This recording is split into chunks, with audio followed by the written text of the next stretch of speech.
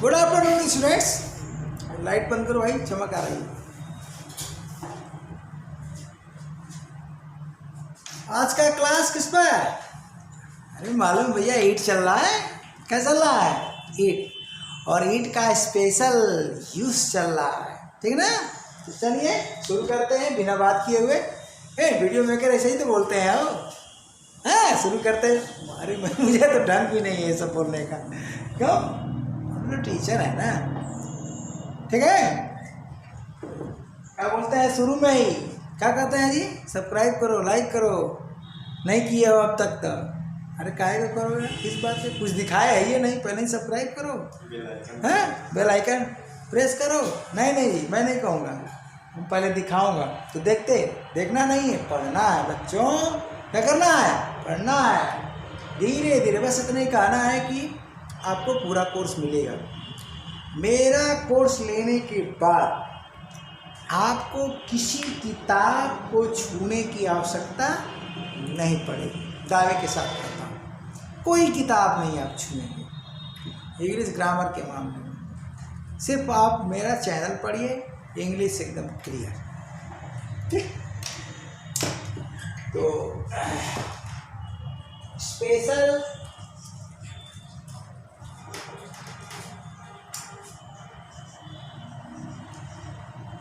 Use of it ये चल रहा है। इसमें भाई रूल 1 हो चुका है। आज हम पढ़ाएंगे आपको रूल 2। क्या पढ़ाएंगे? रूल 2, ठीक है। अब देखिए, रूल 2 में जो सेंटेंस यूज होने जा रहा है वो है इंपैटिक। क्या है? इंपैटिक sentence.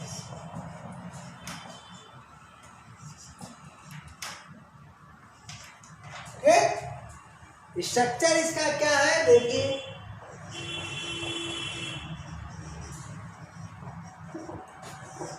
Structure in Hindi,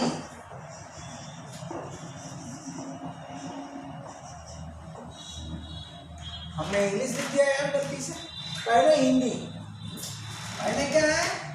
Hindi. Structure in Hindi,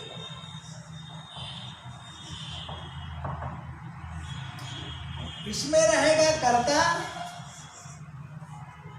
plus क्या रहेगा? ही, और उसके बाद रहेगा तो, और उसके बाद रहेगा क्रिया होना।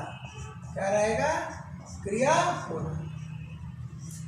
अब क्रिया होना का प्रयोग अकॉर्डिंग टू टेंस हो जाएगा। देख रहे हैं ना? ये ही शब्द ही जो है स्ट्रेस पैदा करेगा। शब्द ही द्वारा ही स्ट्रेस पैदा होगा। ये स्ट्रेस पैदा करता है, स्ट्रेस या इम्फेसिस पैदा करता है। जोर या बल, जोर या बल, समझे भैया? जोर आदमिक बल, इसी के कारण इसे इंपैटिक सेंटेंस कहा जाता है, ठीक। अब सवाल उठता है कि क्या ही के लिए कोई इंग्लिश होगी? क्या हिंदी में प्रयुक्त तो के लिए कोई इंग्लिश होगी? तो उसका आंसर है नो, कोई इंग्लिश नहीं। बस स्ट्रक्चर, इसके इक्वल स्ट्रक्चर इंग्लिश में क्या होगा उसे ही आपको याद रखना है। तो हिंदी के इक्वल जो है स्ट्रक्चर आपका आ रहा है, ठीक है ना। देखिए क्या सब्जेक्ट के स्थान पर देखिए क्या चीजें रहेंगी भाई। पहला जो रहेगा सब्जेक्ट रहेगा, ठीक है। थोड़ा और नीचे पहली बात क्या रहेगी? सब्जेक्ट, और शेष क्या रहेगा? प्रेडिकेट। दो पार्ट से सेंटेंस बनता है। तो सब्जेक्ट के स्थान पर हम मीनिंगलेस इट का प्रयोग करते हैं। इसका प्रयोग करते हैं, मीनिंगलेस इट का प्रयोग करते हैं, ओके। प्रेडिकेट पार्ट में क्या होगा? सर्वप्रथम वर्ब आएगा। क्या आएगा? वर्ब आएगा और वह वर्ब रहेगा टू बी, और टू बी का प्रयोग होगा अकॉर्डिंग टू टेंस, अर्थात present, past and future tense. अब चलिए इसके बाद जानते हैं क्या होगा, जो हिंदी का कर्ता है ना, हिंदी का कर्ता प्रेडिकेट पार्ट में रियल सब्जेक्ट के रूप में आएगा। क्या आएगा? रियल सब्जेक्ट के रूप में, ठीक, रियल सब्जेक्ट, यही कर्ता यहाँ आ जाएगा। किस रूप में? Real subject. और यह रियल जब सब्जेक्ट हमने लिखा है, जानते हैं इसके स्थान पर क्या होगा? इसके स्थान पर नॉमिनेटिव ऑब्लिक क्या हो गया? ऑब्जेक्टिव केस प्रोनाउन रहेगा अथवा नाउन रहेगा, प्रोनाउन अथवा नाउन रहेगा। ध्यान दीजिएगा, बहुत गजब का स्ट्रक्चर है और परीक्षाओं में खूब, क्या जी, परीक्षाओं में खूब आता है। तो यहाँ तक ये हो गया प्रेडिकेट, हो गया कि नहीं? यहाँ तक, ठीक। ये देखिए, अब पूरा जो है इसको बंद कर दीजिए। तो रियल सब्जेक्ट हमारा कहाँ बैठा है? बोलिए, प्रेडिकेट पार्ट। उस रियल सब्जेक्ट के स्थान पर हम नॉमिनेटिव केस ऑफ प्रोनाउन का प्रयोग करते हैं या नाउन का प्रयोग। ऑब्जेक्टिव केस आप देखिए, केस दो में नजर आएगी आपको। नाउन का प्रयोग तो आप केवल नाउन कर लीजिए, हम इसको देखिए, नाउन में तो आपको कोई कंफ्यूज होने की जरूरत नहीं है, और हम नाउन लिख देते हैं। केस के मामले में एक ही शब्द आप लीजिए, केवल प्रोनाउन, और वह प्रोनाउन कौन सा होगा? Personal pronoun. तो पर्सनल प्रोनाउन की नॉमिनेटिव केस का प्रयोग करेंगे या ऑब्जेक्टिव केस का।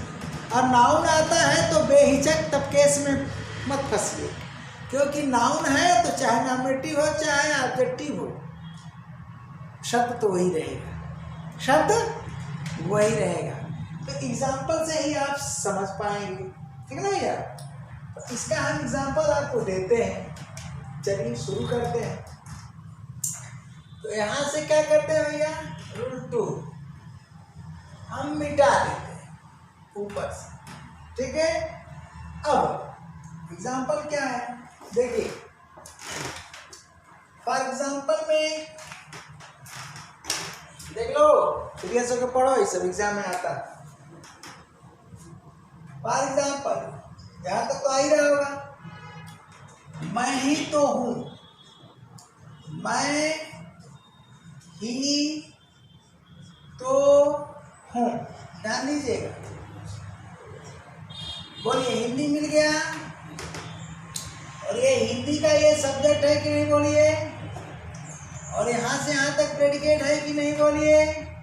ही की कोई इंग्लिश लिखी गई? अभी तो इंग्लिश लिखा ही नहीं, तो क्या हो जाएगा?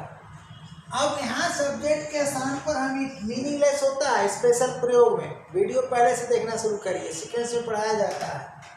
तो अब इट बोलिए, इट सिंगुलर है ना, इट सिंगुलर है तो प्रेजेंट टेंस है ना, प्रेजेंट टेंस। ध्यान दीजिएगा, प्रेजेंट टेंस है तो हूँ तो लगा है मैं के लिए, लेकिन प्रेजेंट में ईट के लिए आप क्या लगाओगे?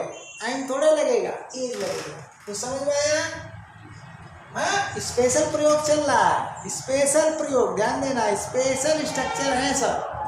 तो ईट का स्पेशल यूज चल रहा है। यहाँ पर हम क्या कर देंगे? आई या लिख देंगे मीजी, ऑब्जेक्टिव केस। अब बताइए, ये नॉमिनेटिव है और ये ऑब्जेक्टिव है। पढ़े हैं कि नहीं पर्सनल प्रोनाउन? अगर पर्सनल प्रोनाउन नहीं पढ़े हैं तो पर्सनल प्रोनाउन ढूंढ लीजिए मेरे चैनल पर, ऐसे डाल देंगे पर्सनल प्रोनाउन तो आ जाएगी सामने। इस समय खूब दौड़ रही है, ठीक ना भैया? पर्सनल प्रोनाउन डाल दीजिएगा, आ जाएगी है, लिंक की जरूरतें नहीं है। तो चलते हैं। अब चलिए, it is I oblique me, okay. अब इसमें आप कुछ भी अगर आप चेंज करते हो, यानी यहाँ पर इज का जो प्रयोग हो रहा है भैया, ये इज का प्रयोग ईट के लिए हो रहा है। किसके लिए हो रहा है? ईट के लिए। कभी भी आई एम न लिख बैठना, आई एम गायब। बोलिए, ही की कोई इंग्लिश है? नहीं। तो की कोई इंग्लिश है? नहीं। ये स्ट्रक्चर ही इसके इक्विवेलेंट है। किसके इक्विवेलेंट है? देख रहे हो ना? हाँ, तो ऐसा स्ट्रक्चर देखे हो तो भी अच्छी बात है, नहीं देखे हो तो आगे देख लो। अब चलो, हम कह रहे हैं कि वह, वही, ध्यान दो, वही तो था, वही तो था। खूब बढ़िया से पढ़ो। तो वही था, वही तो था। अब वही तो था बड़ा गड़बड़ लग रहा है देखने में। इसका मतलब जानते हो? वही तो था, वही का मतलब वह ही, देखो, वह ही तो था, वही तो था, ओके। अब चलो, इसको आपको पकड़ना है ऐसे वाक्य में जिसमें ही हो, मुख्य चीज ही हो। तो ही के कारण क्या है? सेंटेंस इंफैटिक हो रहा है। सेंटेंस क्या हो रहा है? इंफैटिक हो रहा है। बोलो, इंफैटिक, ठीक ना? सेंटेंस क्या हुआ? इसके वजह से इंफैटिक हुआ, ठीक ना? इंफैटिक है क्या? दृढ़ता सूचक। तो ये ही के कारण हो रहा है। तो यहाँ क्या करेंगे? ई का प्रयोग कर दिया। अब यहाँ क्या भैया? था है तो ई नहीं लगेगा, क्या कर देंगे? वास कर देंगे, ओके। अब वह का हम नॉमिनेटिव केस, तो वह का नॉमिनेटिव केस क्या होता है? बोलो, ही होता है, ठीक ना भाई? आई तो हमेशा कैपिटल में लिखा जाता है, तो ही मत लिख देना कैपिटल में। तो ही होता है या हिम होता है। ये रहा प्रोनाउन का एग्जाम्पल। अब कुछ नाउन का देता हूँ। इसका भैया नाउन का, ठीक है? इसको मैं मिटा देता हूँ, अब इसकी कोई जरूरत नहीं है। तो प्रेजेंट टेंस में देखा, पास्ट में देखा, अब इसमें देखना बाकी है। बोलिए भाई, प्रेजेंट में देखा, पास्ट में देखा, किसमें देखना बाकी है? फ्यूचर टेंस में। लेकिन हम सब्जेक्ट चेंज करेंगे। हाँ, तो एक चीज और बताना है आपको। बोलिए, अब इसको यहाँ पर, यहाँ से सब्जेक्ट हुआ, यहाँ से प्रेडिकेट हुआ। बोलिए, सब्जेक्ट और प्रेडिकेट, ये क्या हुआ? ये आपका हुआ भाई। बोलिए, है ना? यही तो रियल सब्जेक्ट है। क्या है ये? रियल सब्जेक्ट है। लेकिन चूंकि रियल सब्जेक्ट प्रेडिकेट पार्ट में है, सेंटेंस आपका क्या है? इंफैटिक है, साथ ही साथ स्पेशल स्ट्रक्चर है। क्या है? स्पेशल स्ट्रक्चर है। तो अब बताइए, यहाँ आप ही का भी प्रयोग कर रहे हो या हिम का? दोनों सही, परीक्षाओं में आता है। जबरदस्त है, ये जबरदस्त है, इम्प्रूवमेंट से लेकर स्टार्टिंग तक, ठीक ना? अब चलिए, हम कह रहे हैं नाउन की बात करते हैं। लड़का ही होगा, लड़का ही होगा,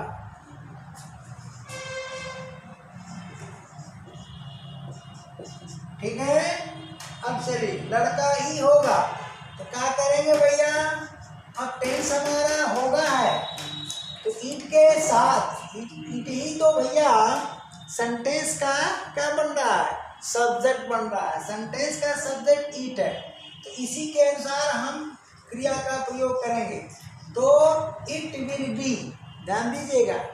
अब सवाल ये उठता है कि लड़का के लिए हम क्या लिखें और बॉय लिखें कि द बॉय।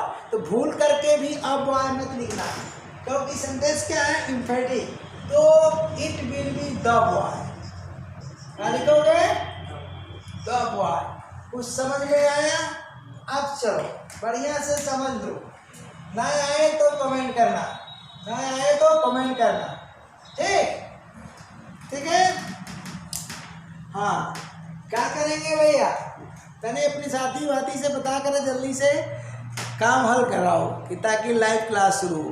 चलो अब क्या हो गया, ये देख रहे हो, ये हुआ हेल्पिंग वर्ब, बोलो, ये हुआ मेन वर्ब, ठीक। मेन वर्ब कौन सा है, टू बी, बोलो है कि नहीं, यहाँ का ये मेन वर्ब है कि नहीं, बोलो, वाज क्या है, मेन वर्ब है कि नहीं, और मेन वर्ब के स्थान पर टू बी है कि नहीं, बोलो, यहाँ भी वही बात है, ये मेन वर्ब है कि नहीं है, तो ये क्या है भैया, मेन वर्ब के स्थान पर हम टू बी का प्रयोग कर रहे हैं कि नहीं। विशेष ज्ञान के लिए वर्ब का चैप्टर पढ़ो, वर्ब के विशेष ज्ञान के लिए वर्ब का चैप्टर पढ़ो। तो ये क्या हुआ, बोलो, ये तो मेन वर्ब हो गया, ये क्या है भैया, बोलो, रियल सब्जेक्ट है। चलो भैया, रियल सब्जेक्ट है, आ रहा कि बाहर गया जी, चलो आप समझ गए। अब इसको अगर प्लूरल में करना चाहते हो तो लड़के ही, हाँ लड़का ही होगा, देखो तो हटा दिया, तो के बारे में तो बहुत अनिवार्य नहीं है, इसमें लगाना जरूरी है लगाओ, नहीं जरूरी है मत लगाओ, लेकिन ही रहना जरूरी है। कुछ वाक्यों में ही भी गायब होता है, लेकिन कॉम्प्लेक्स वो सेंटेंस रहता है, तब यहाँ ही का रहना बहुत जरूरी है, बिना ही से इम्पैटिक बन ही नहीं सकता, लड़का ही होगा। अब इसमें लड़का ही तो होगा अच्छा नहीं लग रहा है, लेकिन लड़का ही होगा ये अच्छा लग रहा है, तो का होना जरूरी नहीं है, तो लड़के ही होंगे, लड़के ही होंगे, देखो भैया लड़के ही होंगे, तो क्या किया, इट विल, इट के साथ विल और भी द बाज लिख दिया, ठीक है। अब चलिए, ठीक है जी, दूसरी तरफ देख रहा है, किसी सोच में है, अरे इधर देखो इधर, ठीक है, समझ गए आप। बाकी चीजें क्या है, अरे है द बॉय की जगह द बॉय, सारा का सारा सेंटेंस क्या है आपका, बोलिए, इम्पैटिक तो है, कौन सा इम्पैटिक है, सिंपल, क्या है सिंपल, इसको ऐसे लिखेंगे आप, सिंपल इम्पैटिक सेंटेंस, सिंपल इम्पैटिक सेंटेंस, क्या है सिंपल इम्पैटिक सेंटेंस, ठीक है ना। और चलिए, क्योंकि इसमें एक सब्जेक्ट और एक ही प्रेडिकेट है, इसलिए सिंपल सेंटेंस है, और इम्पैटिक तो पहले ही से भैया। इस स्ट्रक्चर को हम कॉम्प्लेक्स में बदल सकते हैं, तो खास बात जो आने वाली है बहुत इंपॉर्टेंट है, जानते हैं क्या, चलिए हम क्या करते हैं, सेम इस सेंटेंस को हम लेते हैं और कॉम्प्लेक्स सेंटेंस में बदल देते हैं, देखिए कैसे ये बदलता है, ठीक है ना, कैसे बदलता है। मैं ही तो हूँ, ध्यान दीजिएगा, मैं ही तो हूँ, थोड़ा इधर से आते हैं,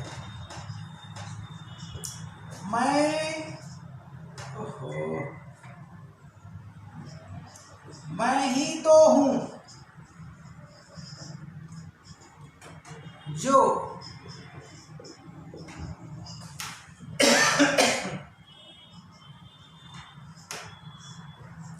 तुम्हें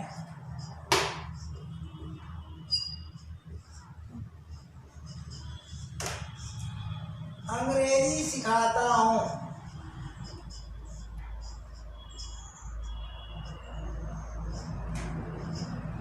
ये देखिए, अब ये सेंटेंस कौन सा हो गया भैया, ये सेंटेंस हो गया आपका कॉम्प्लेक्स, क्या हो गया, कॉम्प्लेक्स इम्पैटिक सेंटेंस,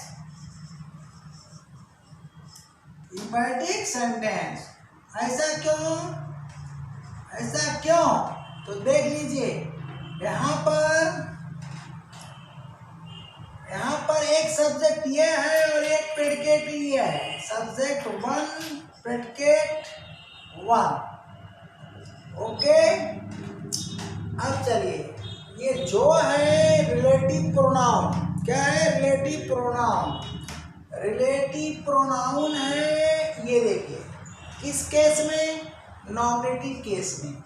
अर्थात ये बन गया सब्जेक्ट। क्या बन गया भैया? सब्जेक्ट। और यहाँ से यहाँ तक बन गया प्रेडिकेट। तो इसका नाम हम सब्जेक्ट 1 है, इसका नाम प्रेडिकेट 1 रख देते हैं, तो इसका 2 रख देंगे। ओके, तो जिस वाक्य में 2 सब्जेक्ट्स और 2 प्रेडिकेट्स आ जाते हैं वह या तो कॉम्प्लेक्स सेंटेंस होता है या तो कंपाउंड। चूंकि यहाँ पर जो है रिलेटिव प्रोनाउन है, जो किसका काम कर रहा है? कंजक्शन का। किसका काम कर रहा है भैया? ये रिलेटिव प्रोनाउन। देखिए, सब्जेक्ट तो है, सब्जेक्ट प्लस कंजक्शन दोनों है। क्या है? दोनों है। तो ये कंजक्शन क्या है? सबऑर्डिनेटिंग कंजक्शन है। आगे जो है कंजक्शन के चैप्टर में सारी चीजें पढ़ाई जाएगी। ओके, अब इसका ट्रांसलेशन आप कर लीजिए। तो ट्रांसलेशन करते समय ध्यान देना है, जब यह सिंपल था तो आप आई और मी दोनों में से कोई लगा रहे थे। जैसे यह कॉम्प्लेक्स होता है, यहीं पर स्टार्टिंग पूछी जाती है, यहीं पर स्टार्टिंग पूछी जाती है। तो जैसे कॉम्प्लेक्स बनाओगे तो इट इज, ध्यान देना, केवल नॉमिनेटिव केस का प्रयोग करोगे, मी का प्रयोग नहीं करोगे। स्टार्टिंग में मी दिया रहता है, तो यानी ऑब्जेक्टिव केस का प्रयोग नहीं करोगे। तो इट इज आई, आई, ध्यान देना, आगे बड़ी खास चीज आ रही है। अब जो का एंटीसीडेंट हिंदी में देखो, मैं ही तो हूँ जो तुम्हें अंग्रेजी पढ़ाता हूँ, सिखाता हूँ। पढ़ाता नहीं, सिखाता, ठीक है ना? तो वही हुआ, पढ़ाना सिखाना एक ही चीज है। अब क्या है, ये देखो, ये जो किसके लिए है? मैं के लिए है। जो किसके लिए है? मैं के लिए। यानी जो का एंटीसीडेंट है मैं, जो का एंटीसीडेंट है मैं।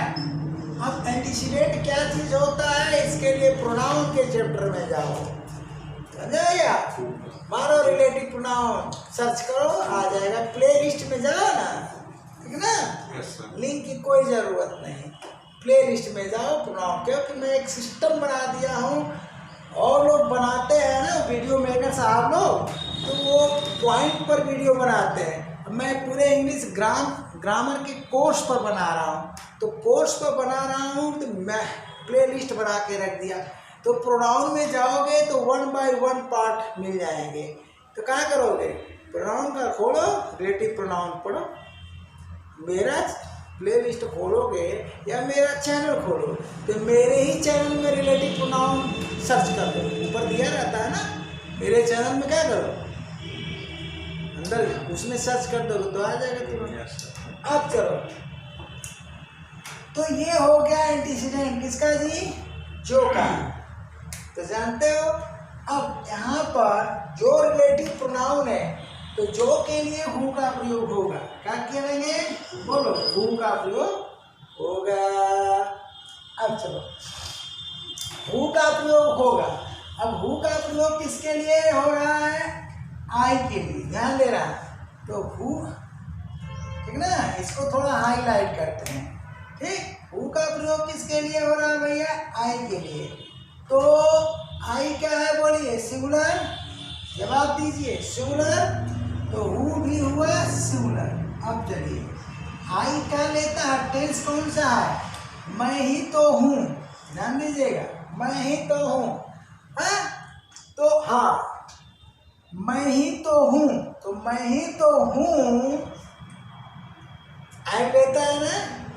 तो आई के लिए हु लगाए, तो हु के बाद आ जाएगा एम। क्या आ जाएगा भैया? एम। हु के बाद क्या आ गया? एम, ये आ गया, ठीक है। तो यहाँ पर एम लिख दीजिए। इट इज आई। अब यहाँ लिखते हो अगर मी तो हो जाएगा गलत, यहीं पर क्वेश्चन पूछा जाता है। तो इट इज आई हु, तो अब यहाँ पर सॉरी आई की जरूरत नहीं है, आगे का हम देख रहे हो, ये तो हो गया है, हमको आगे का टेंस देखना है, हम उस पर थोड़ा सा ध्यान नहीं दिए। तो आगे का टेंस देखना है, आगे का टेंस है कि जो तुम्हें अंग्रेजी पढ़ाता हूँ, ठीक ना। तो अगर एम की जरूरत देखो, अगर लिंकिंग वर्ब की जरूरत होगी ये टेंस में नहीं है, ठीक ना। हम कह रहे हैं कि मैं ही तो हूँ जो एक अध्यापक हूँ, तो आई लग जाएगा। लेकिन आगे दूसरा चीज है, डूइंग वर्ब है, जो मैं तुम्हें अंग्रेजी सिखाता हूँ। तो अब चलो इसके अनुसार क्या है, प्रेजेंट इंडिफिनिट टेंस है। तो प्रेजेंट इंडिफिनिट टेंस है तो हु टीच। अब आई क्या होता है, आई सिंगुलर होते हुए भी प्रेजेंट इंडिफिनिट में प्लूरल वर्ब लेता है। क्या रहता है, प्लूरल वर्ब लेता है। तो इट इज आई हु का टीच, टीच यू इंग्लिश, ठीक ना, हो गया ना, ये बनेगा। अब रही बात एम वाला, तो उसका भी हम एग्जाम्पल दे देते हैं, इसमें नहीं आएगा। तो आई के साथ क्या लगाओगे, डूइंग वर्ब। अगर एक्शन वर्ब का प्रयोग करते हो तो वो प्लूरल होता है, भले ही या सिंगुलर हो। लेकिन अगर डूइंग वर्ब है तो क्या जी, जैसे मैं यही दे देता हूँ, आ जाना चाहिए छोटा सा, मैं ही तो हूँ, मैं ही तो हूँ जो क्या जी ईमानदार हूँ। आ गया, चलिए हमने छोटा सा नन्ना सा एग्जाम्पल दे दिया, हमारा काम हो गया। ईमानदार हूँ, तब क्या हो जाएगा बोलिए, इट इज आई। अब इसके बाद आई एम आ जाएगा, आई एम ऑनेस्ट। समझ गए कि नहीं, यहाँ पर हमने इस पोर्शन का ध्यान नहीं दिया था, आगे बताना शुरू कर दिया। ये आप समझ गए। अब चलिए इसमें क्या समझना और क्या चीज़ है, यहाँ से यहाँ तक ये हो गया, यहाँ तक प्रिंसिपल क्लास, पीसी का मतलब प्रिंसिपल क्लास, और यहाँ से यहाँ तक ये हो गया, आप जानते हैं सबऑर्डिनेट क्लास। और सबऑर्डिनेट क्लास में रिलेटिव प्रोनाउन से स्टार्ट हो रहा है, इसका मतलब हो गया, यह हो गया एडजेक्टिव क्लास। क्या हो गया भैया, एडजेक्टिव क्लास, ठीक ना, ठीक। और रिलेटिव प्रोनाउन से शुरू, पहले दफा तो आप इसको रिलेटिव क्लास कहेंगे। क्या कहेंगे, रिलेटिव क्लास। क्या कहेंगे, रिलेटिव क्लास। तो आप रिलेटिव क्लास का लो। अब रिलेटिव क्लास के बाद ये क्या है, जो किसको, हु किसको, कहाँ गया जी, it is I who teach you English. तो हु किसको एक्सप्लेन कर रहा, आई को, अपने एंटीसीडेंट को एक्सप्लेन कर रहा, इसलिए इसे एडजेक्टिव क्लास भी कहा जाएगा। इसके लिए क्या करोगे,